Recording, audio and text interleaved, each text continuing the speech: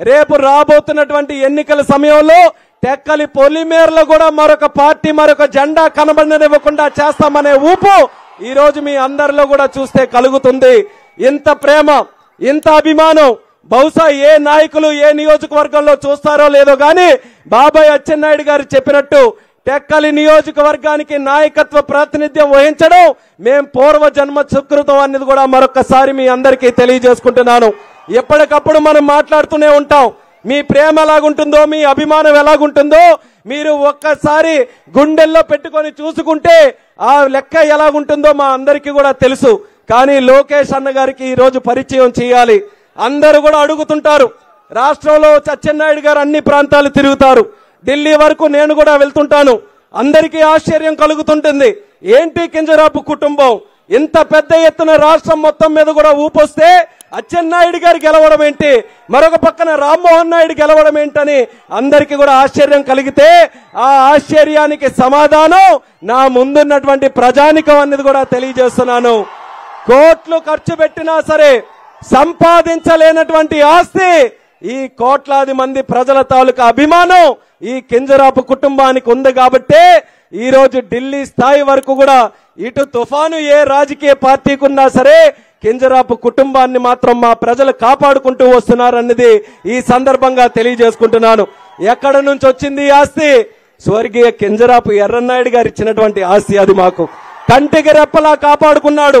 1982లో నాకంటే చిన్న వయసులో ఉన్నటువంటి కుర్రాడు కింజరాపు ఎర్రన్నాయుడు గారు ఒక సాధారణమైనటువంటి రైతు కుటుంబంలో ఒక మేషారికి పుట్టినటువంటి ఒక ఎర్రన్నాయుడు గారిని అక్కడ అన్నగారు దైవ సమానులైనటువంటి విశ్వవిఖ్యాత నట సార్వభౌముడు స్వర్గీయ నందమూరి తారక రామారావు గారు ఆ వ్యక్తి కళ్ళల్లో పడి ఎర్రన్నాయుడు గారు లాంటి వ్యక్తులు పార్టీలో ఉండాలి, అటువంటి వ్యక్తుల్ని రాజకీయాల్లో మనం ప్రోత్సహించాలని ఒక్కట ఎదిగితే ఆ రోజే సర్వస్వం ధారపోశారు ఎర్రన్నాయుడు గారు తెలుగుదేశం పార్టీకి.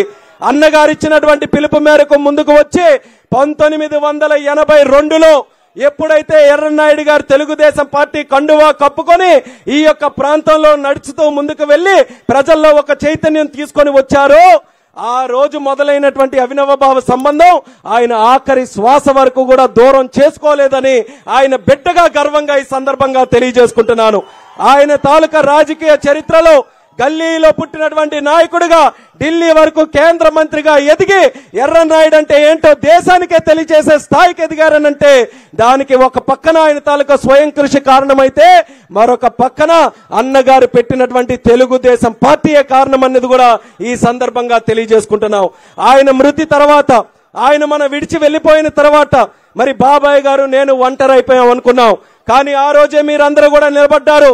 మాకు డబ్బులతో పని లేదు, మాకు పదవులతో పని లేదు, మాకు కుర్చీలతో పని లేదు, మాకు ఎర్రన్నాయుడు గారు చూపించినటువంటి ప్రేమాభిమానం మీరు కొనసాగించండి, మీ అభిమానులుగా మేము మీ అందరికీ కూడా అండదండలు అందిస్తామని ఆ రోజు నుంచి కూడా ఈ రోజు వరకు వస్తున్నటువంటి మీకు ఎంత సేవ చేసినా మీ రుణం తీర్చుకోలేమన్నది కూడా తెలియజేస్తున్నాను. అందుకనే ఒక చిత్తశుద్ధితో, ఒక కరుడు గట్టినటువంటి ఒక మనసుతో ఈ టెక్కలి నియోజకవర్గాన్ని అన్ని రకాలుగా అభివృద్ధి చేయాలని ఆ రోజు 2014లో ఎర్రన్నాయుడు గారు చనిపోయిన తర్వాత మొట్టమొదటి ఎలక్షన్ అయి మన ప్రభుత్వం వస్తే టెక్కలి నియోజకవర్గానికి స్వర్ణయుగం తీసుకొని వచ్చినటువంటి అపర భగీరథుడు మన అచ్చెన్నాయుడు గారు అన్నది కూడా తెలియజేసుకుంటున్నాను. టెక్కలి నియోజకవర్గంలో ఏ గ్రామం వెళ్ళినా, ఏ రోడ్డు మనం చూసినా, ఏ బిల్డింగ్ మనం చూసినా ఆ రోజు అచ్చెన్నాయుడు గారు చేసిన శంకుస్థాపన, అచ్చెన్నాయుడు గారు చేసినటువంటి ప్రారంభోత్సవం తప్ప మరొక నాయకుడు ఎక్కడ ఏ కార్యక్రమం కూడా చేపట్టలేదన్నది ఈ రోజు గర్వంగా మనం తెలియజేసుకోవచ్చు. టెక్కలి నియోజకవర్గంలో ఒక హాస్పిటల్ గాని, ఒక స్టేడియం గాని, ఒక పోలీస్ స్టేషన్ గాని, ఒక తాగునీటి పథకం గాని, లేకపోతే స్కూల్ బిల్డింగులు గాని, రోడ్డులు గాని, లిఫ్ట్ ఇరిగేషన్ స్కీములు గాని, నీరు చెట్టుతో కెనాల్లు బాగు చేసుకోవడం గాని, లేకపోతే దోమపోటు వస్తే వాళ్ళకి కోట్ల రూపాయలు నిధులు అందించడం గాని, ఇన్సూరెన్స్ గాని, ఇన్పుట్ సబ్సిడీ గాని, పెన్షన్లు గాని, ఇల్లు గాని, ఈ రాష్ట్రంలో ఏ ప్రాంతానికి వెళ్లి వాళ్ళకి ఏ సమస్య వచ్చినా సరే వాళ్ళందరికీ కూడా అభయం ఇచ్చి ధైర్యం ఇచ్చినటువంటి నాయకుడు మన అచ్చెన్నాయుడు గారని మళ్ళీ మళ్ళీ మీ అందరికీ కూడా తెలియజేస్తున్నాను. 5 సంవత్సరాల్లో కుప్పంతో పోటీపడి లోకేష్ అన్న గారు కూడా తెలుసుకోవాలి. ఇది కుప్పంతో పోటీపడి మరి అచ్చెన్నాయుడు గారి టెక్కలి నియోజకవర్గానికి అభివృద్ధి చేసి 2,000 కోట్ల రూపాయలు ఎప్పుడు చరిత్రలో లేని విధంగా టెక్కలి నియోజకవర్గంలో ఖర్చు పెట్టించి మన అందరికీ కూడా బ్రహ్మాండమైనటువంటి కార్యక్రమాలు చేశారు. అంతంత మాత్రాన ఆ రోజు మొట్టమొదటిసారిగా మంత్రి పదవి వస్తేనే 2000 కోట్లు తెచ్చారనంటే మా టెక్కలి ప్రజలందరూ కూడా చూస్తున్నారు. ఈసారి మళ్ళీ ప్రభుత్వం వచ్చి మంత్రి పదవి వస్తే ఆ లెక్క ఇంకెంత పెంచుకుంటూ మా టెక్కల్ని అభివృద్ధి చేస్తారో అన్నది ప్రతి ఒక్కరి తాలూకు ఆలోచన. అయితే ఈ రోజు లోకేష్ అన్నకి తెలియజేయాలి, నా ఎమ్మెల్యే కూడా అచ్చెన్నాయుడు గారే, నేను కూడా ఓటేసేది అచ్చెన్నాయుడు గారికి. అందుకనే అచ్చెన్నాయుడు గారు ఏ కోరికలు ఉన్నాయో ఆ కోరికలు చెప్తూ నా కోరికగా, మా టెక్కలి ప్రజల కోరికగా మరొక కోరిక మీకు ఈ సందర్భంగా తెలియజేస్తాను. ఎన్నో అభివృద్ధి కార్యక్రమాలు చేశారు, కానీ నా పరంగా అచ్చెన్నాయుడు గారికి హోం మంత్రి ఇస్తే మీరు రెడ్ బుక్కులు, మీ చేతిలో ఒకటే రెడ్ బుక్ ఉంది, మీ దగ్గర 100 రెడ్ బుక్కులు ఉన్నా సరే 100 రెడ్ బుక్కులకి న్యాయం చేసే సత్తా అచ్చెన్నాయుడు గారికి ఉందన్నది ఈ సందర్భంగా తెలియజేస్తున్నాను. ఈ రోజు అచ్చెన్నాయుడు గారు, చంద్రబాబు నాయుడు గారు మా కుటుంబం మీద ఉన్నటువంటి అభిమానంతో, ఎర్రన్నాయుడు గారి మీద ఆయనకున్నటువంటి అపారమైనటువంటి ప్రేమతో అచ్చెన్నాయుడు గారికి రాష్ట్ర పార్టీ అధ్యక్షులుగా చేస్తే ఒక్క క్షణం కూడా వృధా చేయకుండా రాష్ట్రంలో మళ్ళీ చంద్రబాబు నాయుడు గారిని ముఖ్యమంత్రిగా చేయడానికి అహర్నిశలు కూడా ఆయన కృషి చేస్తున్నారు. ఎంత పెద్ద ఎత్తున ఆయన త్యాగాలు ఎన్ని చేసి ఈ రాష్ట్రంలో మళ్ళీ తెలుగుదేశం పార్టీ జెండాని రెపరెపలాడాలన్నది ఎంత గట్టిగా కష్టపడుతున్నారో టెక్కలి ప్రజలుగా, ఆయన కుటుంబ సభ్యుడిగా మా అందరికీ కూడా తెలుసు. అటువంటి వ్యక్తిని రేపు మళ్ళీ మనం అధికారంలో వచ్చినప్పుడు ఆయనకి మంచి స్థానంలో కూర్చొని పెడితే పార్టీ మొత్తానికి కూడా న్యాయం జరుగుతుంది, కష్టపడే కార్యకర్తకు కూడా న్యాయం జరుగుతుంది, 10 కాలాల పాటు చిరస్థాయిగా తెలుగుదేశం పార్టీ ముందుకు వెళ్తుందనే ఆలోచనతో, ఇది కేవలం ఆయన అబ్బాయిగా రామ్మోహన్ నాయుడు అడుగుతున్నటువంటిది కాదు, తెలుగుదేశం పార్టీని పూర్తి శాతం నమ్మేటటువంటి ఒక కార్యకర్తగా అడుగుతున్నాను. అచ్చెన్నాయుడు గారికి రేపు ఆ పదవి మీరు ఇప్పించాల్సినటువంటి బాధ్యత తీసుకోవాలని కూడా ఈ సందర్భంగా తెలియజేస్తున్నాను. అలాగే టెక్కలి నియోజకవర్గంలో ఈరోజు సాగునీరు గురించి గాని, త్రాగునీరు గురించి గాని అచ్చెన్నాయుడు గారు చాలా స్పష్టంగా ఆ డిమాండ్స్ కూడా పెట్టడం జరిగింది. మరొకటి మనం దృష్టి పెట్టాల్సినటువంటిది, వలసల జిల్లాగా అందరూ అంటున్నారు ఈ శ్రీకాకుళం జిల్లా. ఇలా చాలా కాలం అయిపోయింది, అది మంచిగా అంటున్నారు చెడుకు అంటున్నారు, కానీ ఆ పేరు మాత్రం మరి ఇంకా మనం పడలేము. ఈసారి తెలుగుదేశం పార్టీ వచ్చిన తర్వాత అప్పుడు చంద్రబాబు నాయుడు గారు ఏ రకంగా విజన్ 2020తో హైదరాబాద్ కి శ్రీకారం చుట్టి బ్రహ్మాండంగా డెవలప్ చేశారో, శ్రీకాకుళాన్ని తలరాత మార్చే శక్తి కూడా అదే చంద్రబాబు నాయుడు గారికి ఉంది. కాబట్టి మళ్ళీ ఒక ప్రత్యేకమైనటువంటి విజన్ తో శ్రీకాకుళం జిల్లా అంటే ఇక్కడి నుంచి వలసలు వెళ్లే జిల్లా కాదు, ఇతర ప్రాంతాల నుంచి వలసలు వచ్చి పని చేసుకునే జిల్లా ఈ శ్రీకాకుళం జిల్లాగా తయారు చేయాల్సిన బాధ్యత మన అందరి మీద ఉంది. దానికి నేను కూడా సంపూర్ణంగా కృషి చేస్తాను. మాకు మీ అండదండలు అందించాలని లోకేష్ అన్న గారికి మీ ద్వారా చంద్రబాబు నాయుడు గారికి సందర్భంగా తెలియజేస్తున్నాను. మీరు కూడా యువ నాయకత్వంతో ప్రపంచం చూశారు, ఇక్కడ ఉన్నటువంటి పొటెన్షియల్ మీకు తెలుసు. ఈ పొటెన్షియల్ ని సద్వినియోగం చేసుకోవడానికి మీ మంచి ఆలోచనతో శ్రీకాకుళం జిల్లాని మన రాష్ట్రంలోనే ముందంజలో పెట్టాలని కూడా మరొకసారి మీ అందరికీ కూడా తెలియజేస్తున్నాను. మరి అలాగే తెలుగుదేశం పార్టీ ఉన్నంత కాలం ఈ రోజు నాయకులు ఎంతో మంది మీద డౌట్ రావచ్చు, ఈ రోజు ఎలాగున్నారు రేపు ఎలాగుంటారని, కానీ కింజరాపు కుటుంబం మీద మాత్రం ఎప్పుడూ కూడా డౌట్ రాదు. మేము ఎప్పుడూ కూడా అతుక్కొని ఉంటాం. చంద్రబాబు నాయుడు గారు దొరికితే చంద్రబాబు నాయుడు గారు, లోకేష్ అన్న గారు దొరికితే లోకేష్ అన్న గారు. మాకు తెలుగుదేశం పార్టీ తప్పితే మరో ప్రపంచం లేదు. మాకు పడుకున్నా, నిల్చున్నా, పని చేసినా, పరిగెట్టినా ఎప్పుడూ కూడా మాది పసుపు జెండా తెలుగుదేశం పార్టీనే. ఆ తెలుగుదేశం పార్టీ రెపరెపలాడుతూ ఈ యొక్క రాష్ట్రంలో ముందుకు నడవాలనే ఆలోచనతో నిరంతరం కూడా కృషి చేసేటటువంటి తెలుగుదేశం పార్టీని నమ్మే కుటుంబం మాది. అటువంటి కుటుంబం మీరు ఎప్పుడు కూడా ఆదరిస్తూ వస్తున్నారు. కాబట్టి మా ప్రజానికం తరపున మరొక్కసారి మీకు చంద్రబాబు నాయుడు గారికి హృదయపూర్వకమైనటువంటి ధన్యవాదాలు ఈ సందర్భంగా తెలియజేస్తున్నాం.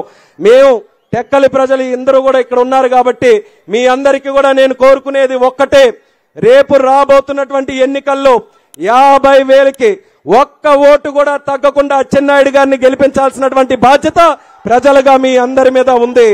ఆయన శక్తి ఏంటో, ఆయన సామర్థ్యం ఏంటో, ఆయన చిత్తశుద్ధి ఏంటో ఆయన ముందుగానే చూపించి మన అందరికీ కూడా చెప్పారు. మరి అటువంటి నాయకుడిని మనం సంపూర్ణంగా ఆశీర్వదిస్తూ గెలిపిస్తున్నామనంటే కేవలం గెలవడం కాదు, 50,000కు పైగా మెజారిటీతో మీరందరూ కూడా గెలిపించినప్పుడే టెక్కలిలో హ్యాట్రిక్ వీరుడిగా మళ్ళీ అచ్చెన్నాయుడు గారిని మనం ముందు పెట్టాలన్నది ఈ సందర్భంగా మీ అందరికీ కూడా తెలియజేస్తున్నాను. మరొక్కసారి టెక్కలి ప్రజలందరికీ కూడా నా యొక్క శిరస్సు వంచి హృదయపూర్వకమైనటువంటి వందనాలు తెలియజేసుకుంటున్నాను. మీరే మా ధైర్యం. నిన్ననే పార్లమెంటు తాలూకు ఆఖరి రోజు అయింది. పార్లమెంటులో కూడా ఈ రోజు ప్రత్యేకమైనటువంటి గౌరవం నేను సంపాదించుకున్నానంటే మీరందరూ కూడా చూపిస్తున్నటువంటి ప్రేమ అభిమానం వల్లే అని తెలియజేసుకుంటున్నాను. రామ్మోహన్ నాయుడు ఎక్కడికి వెళ్ళినా సరే 10 మంది ఎంపీలు పలకరిస్తూ ఆఖరికి ప్రధానమంత్రి కూడా పిలిచి లంచ్ చేసేటటువంటి స్థాయిలో ఉన్నామనంటే ఇది అంతా కూడా ప్రజలు మీ అందరూ చూపించినటువంటి ధైర్యం వల్లే. ఎంతటి పెద్దవాళ్ళైనా సరే మనం వాళ్ళ దగ్గరికి వెళ్ళి గౌరవంగా మనం కూడా వాళ్ళతో కలిసి పనిచేయొచ్చనే ఆ అవకాశం మీ అందరి ద్వారా వచ్చింది. మీ గౌరవాన్ని ఎక్కడా కూడా వమ్ము చెయ్యం. మీ నమ్మకానికి ఎక్కడ కూడా దెబ్బతీయనివ్వకుండా శ్రీకాకుళం జిల్లా ముఖ్యంగా టెక్కలి నియోజకవర్గం అంటే మీ అందరికీ కూడా 2 రక్షణ కవచాల్లాగా ఒక పక్కన అచ్చెన్నాయుడు గారు, మరొక పక్కన నేను ఎల్లప్పుడూ కూడా మీకు అండగా ఉంటామని మళ్ళీ సందర్భంగా మీ అందరికీ కూడా తెలియజేసుకుంటున్నాను. ఇంతసేపు మాట్లాడాను, మన గురించే మాట్లాడుకున్నాం.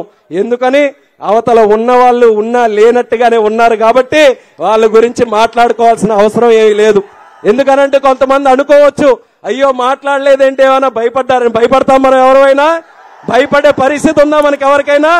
ఇంతవరకు అచ్చెన్నాయుడు గారి మీద ఎవరు నిల్చోవాలో కూడా తెలియనటువంటి పరిస్థితుల్లో వాళ్ళుంటే మనం ఎవరికి భయపడేదనేది కూడా మీ అందరికీ తెలియజేస్తున్నాను. అటువంటిది ఈ రోజు అచ్చెన్నాయుడు గారిని టార్గెట్ చేసి కూడా కొన్ని కార్యక్రమాలు చేశారు. అయినా లెక్కలేదు. వాళ్ళ వ్యూహాలు వాళ్ళకి ఎంత ఉన్నా సరే అచ్చెన్నాయుడు గారి తాలూకా వ్యూహం ముందు, ఆయన తాలూకా రాజకీయం ముందు, ఆయన తాలూకా ఎజెండా ముందు హనుమంతుడి మీద ముందు కుప్పిగంతులేసినట్టుగానే వాళ్ళందరివి ఉంటాయి తప్పితే ఈ రాజకీయ బాహుబలిని శాసించే వీరుడు మరొకడు లేడన్నది ఈ సందర్భంగా మీ అందరికీ కూడా తెలియజేస్తున్నాను. రాబోతున్నది మళ్ళీ తెలుగుదేశం పార్టీ జనసేన రోజులే. మళ్ళీ ఢిల్లీలో కూడా చక్రం తిప్పుతాం. మళ్ళీ మన రోజులు వస్తాయి. కార్యకర్త ధైర్యంగా ఇల్లు విడిచి బయటికి వెళ్ళినప్పుడు ఏ ఆఫీస్కి వెళ్లాలన్నా సరే తలెత్తుకొని తిరిగే రోజులు వస్తాయి. దానికి ముఖ్యమైనటువంటి కారణం మన లోకేష్ అన్న గారు అనేది కూడా తెలియజేస్తున్నాను. ఈ రోజు వీరుడులా బయటకు వచ్చాడు. 2019లో మంగళగిరిలో ఓడిపోతే అందరూ కూడా చాప్టర్ క్లోజ్ అని చెప్పితే నిలబడ్డాడు. ఎక్కడ పడ్డామన్నది కాదు, ఎక్కడ లేచి నిలబడ్డాం, ఎంత ముందుకు నడుస్తున్నాం, ఎంత ధైర్యంగా పోరాటం చేస్తున్నామని యువగలం పాదయాత్రతో ఎన్ని రోజులు, సుమారు సంవత్సరం పాటు, అందులో మధ్యలో నారా చంద్రబాబు నాయుడు గారిని అరెస్ట్ చేస్తే ఒక పక్కన సొంత తండ్రి అరెస్ట్ అయ్యాడు, ఒక పక్కన ఆయన పనిచేస్తున్న పార్టీ నాయకుడు అరెస్ట్ అయ్యాడు, ఒక పక్కన ఇంత కోట్లాది మంది ప్రజలు అభిమానించే నాయకుడు అరెస్ట్ అయ్యాడు.